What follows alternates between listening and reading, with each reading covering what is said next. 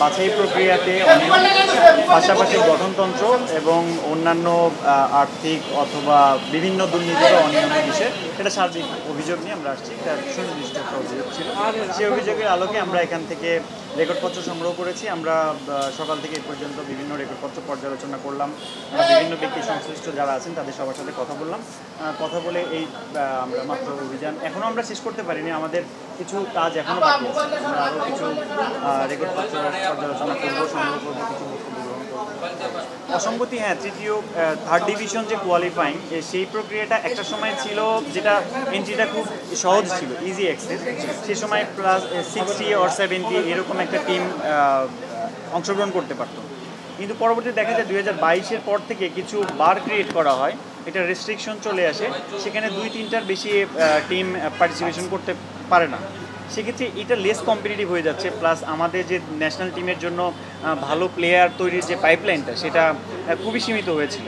সেই ব্যাপারটাই আমরা বরাবরই ফোকাস করেছি এবং আমরা দেখেছি যে এখানে এমন কিছু রেস্ট্রিকশন বা শর্তাদি দেওয়া হয় যে শর্তাদিটা আমাদের দেশের যে যারা ক্রিকেট ক্লাবগুলো আছেন, যারা হয়তো বা আমাদের দেশের যে ইকোনমিক কন্ডিশন আছে সেখানে আমরা যে প্লেয়ারগুলো তৈরি করতে বা তাদেরকে যে সহায়তা করতে থাকি, অনেক ক্ষেত্রে আমরা দেখি বিভিন্ন প্রত্যন্ত অঞ্চল থেকে আমাদের খুব ভালো মানের প্লেয়ার উঠে আসছে, কিন্তু সেই পদগুলোকে রুদ্ধ করা হয়েছে। আমাদের কাছে এটা প্রাথমিকভাবে মনে হচ্ছে।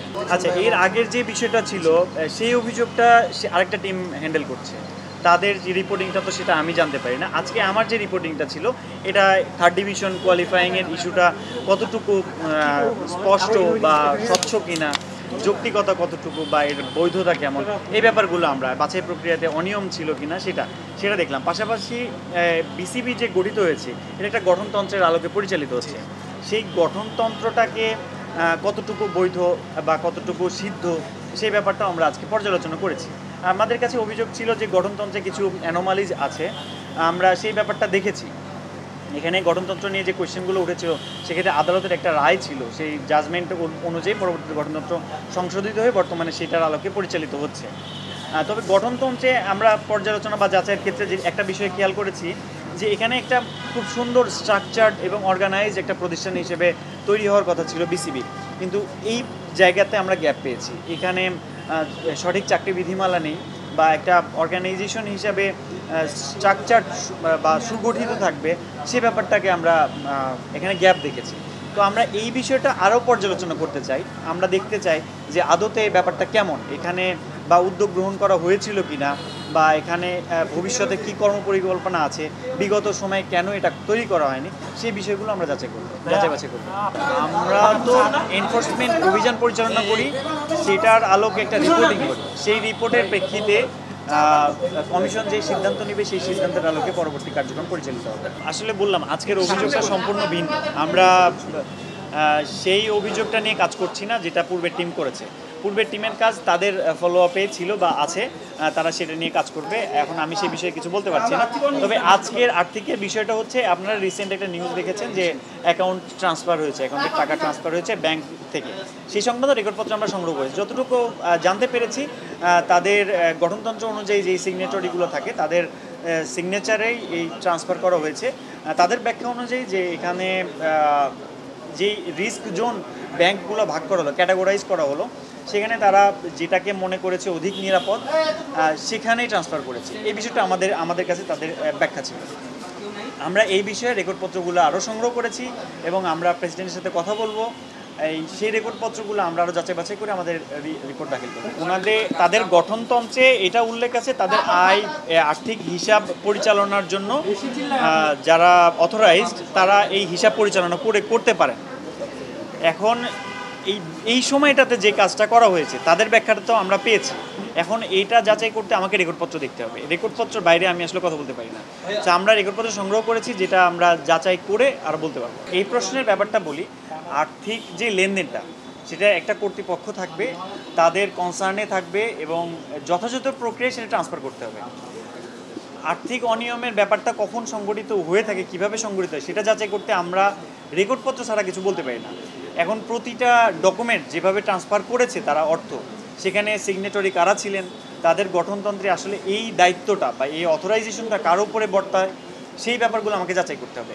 তারা যে দাবি করছেন যে সঠিক ব্যাংকিং চ্যানেলে তারা রেখেছেন বা নিরাপদ জায়গায় সেফ জোন যেটাকে বলি, যে ব্যাংকিং, যেই আমাদের যে ব্যাংক তিনটা ক্যাটাগরি যে নিয়ে আসছে, সেটা হয়েছে কি না আদতে, তাদের দাবিটা কতটুকু যৌক্তিক, আমার সেটা পর্যালোচনা করতে হবে। না, অবশ্যই আমরা সেটা দেখব, কেন তারা জনতা ব্যাংক থেকে অন্য ব্যাংকে নিয়ে গেল, যেটাকে আপনার মনে হচ্ছে যে এখানে অনিয়ম হয়েছে, এটা যাচাই তো অবশ্যই করবো। টেন্ডার প্রক্রিয়াতে অনিয়ম করার তো সুযোগ নেই। আপনি যেটা বলছেন, টেন্ডার করতে হলে সেটার একটা প্রক্রিয়া আছে, যথাযথ প্রক্রিয়া অনুসরণ করে টেন্ডার করতে হবে।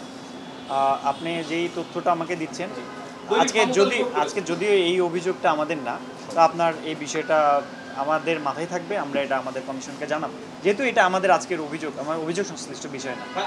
আচ্ছা, আপনার যে বক্তব্য অনুযায়ী আমার কাছে মনে হচ্ছে এখানে অনিয়ম, যদি টেন্ডার প্রক্রিয়া বা আমাদের পিপিএ অনুসরণ না করে থাকে, সেটা তো অনিয়মের পর্যায়ে পড়বে না। অবশ্যই আমরা চাই, বিসিবি আমাদের সবার পছন্দের একটা জায়গা, আবেগের জায়গা, সেখান থেকে দেশকে রিপ্রেজেন্টেশন করেন আমাদের প্লেয়াররা, এটা আরও ভালো কাজ করুক, আমরা সেটাই চাইবো। পূর্বের যে অনিয়মগুলো হয়েছে, আমরা এসেছি কেন সেই অনিয়মগুলো মানে যেন যারা সংগঠিত করেছে তাদের একটা আইনি প্রক্রিয়ার মধ্যে নিয়ে আসার জন্য।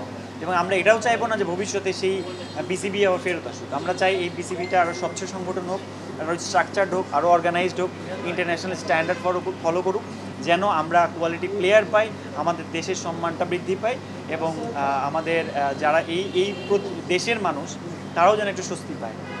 তাদের যেই আবেগের জায়গা, সেখানে যেন সব কিছু তাদের মনের মতোই হচ্ছে, এমনটাই তারা পাবে। ক্লাবের ব্যাপারটা আমরা 14টি ক্লাবের ব্যাপারে দেখলাম যে এই ক্লাবগুলোর আসলে এদেরকে কোন প্রক্রিয়াতে অনুমোদন দেওয়া হলো বা অনুমোদন দেওয়া হলো, সেটা আমরা যাচাইয়ের জন্য রেকর্ডপত্র চেয়েছি। আমরা আপনাদের সাথে কথা শেষ করে আবার যাবো, রেকর্ডপত্রগুলো সংগ্রহ করবো।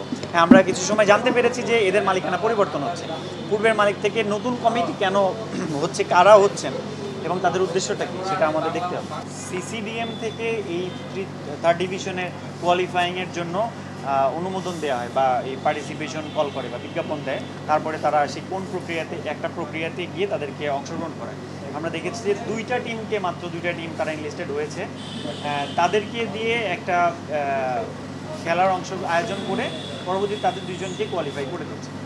এখন এটাকে আরেকটু কম্পিটিটিভ করা যেত কিনা, সেই সময়ে বোর্ড মেম্বার কারা ছিল, মানে এই কমিটিটা কারা ছিল সিসিডিএম, সেই কমিটির তথ্য আমরা সংগ্রহ করেছি, সেটা আমরা দেখব। এবং অনেকটা সময় ছিল, বিভিন্ন সময়ে বিভিন্ন কমিটি ছিল। এখন সুনির্দিষ্টভাবে আমি বলে দিতে পারছি না যে এই ব্যক্তিরা দায়ী ছিল, কারণ আমাদের আর যাচাই করতে হবে সুন্দরভাবে, রেকর্ডপত্রগুলো আমরা আরও বিশ্লেষণ করবো, সেই অনুযায়ী আমরা বলতে পারবো যে আসলে এখানে কারা ছিল।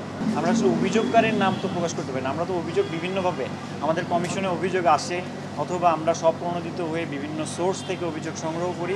আমাদের কাছে মনে হয় যে এগুলোতে অনিয়ম থাকতে পারে, আমরা সেটা ড্রাইভ করি, আমরা সেটা বের করার চেষ্টা করি।